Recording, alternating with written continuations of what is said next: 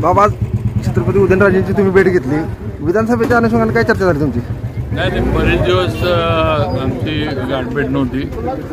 थोडं मध्यंतरी व्हायरल याच्यामुळं मी थोडा आजारी होतो आणि म्हणून आज त्यांची म्हणजे भेट झाली किंवा बरेच दिवस भेटलं नसल्यामुळं काही विकास कामांबद्दल वगैरे चर्चा याच्याबद्दलच भेट होती.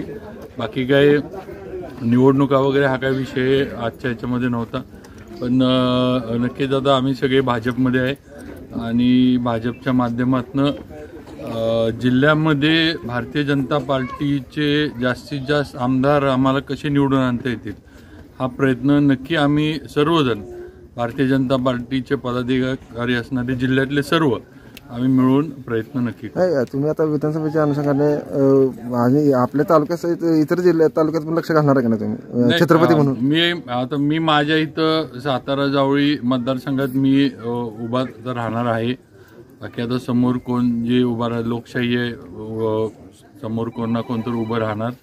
पण मला माझ्या कामावर विश्वास आहे. मी काम गेले 5 वर्ष जे केले किंवा त्याच्या आधी सुद्धा, आणि त्याचबरोबर मला सातारकरांनी जो विश्वास माझ्यावर, जावळीकरांनी जो विश्वास माझ्यावर दाखवला आहे त्यावर मला नक्की खात्री आहे की म्हणजे या निवडणुकीमध्ये येणार आहे ज्यावेळेला तर कधी लागतील त्यावेळेला विजयी व्हायला कुठलीही अडचण मला येईल असं मला वाटत नाही. कारण लोकांचा नक्कीच तेवढा विश्वास कामाच्या माध्यमातून मी सातारा आणि जावळी दोन्ही तालुक्यांमध्ये शहरामध्ये मिळवलेला आहे.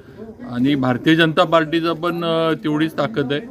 पक्षाला पण नक्कीच सर्वसामान्य मतदारांमध्ये भारतीय जनता पार्टीला मान्यता आहे.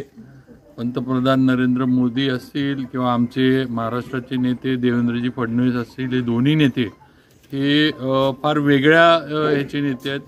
लोकांसाठी, समाजासाठी आणि समाजहितासाठी काम करणारे नेते आहेत आणि नक्कीच त्यांना लोकांमध्ये एक वेगळी प्रतिमा आहे. त्याचा फायदा आम्हाला सगळ्यांना नक्की होईल. उदयन महाराजांनी विधानसभेच्या अनुषंगाने काय चर्चा केली का तुमच्यावर? आज अशी काय विधानसभा निवडणूक अशी नाही झाली, पण शेवटी पक्ष म्हणून आमच्यावर ज्या जबाबदाऱ्या सर्वांवर दिल्या जातील त्या आम्ही पार पाडू.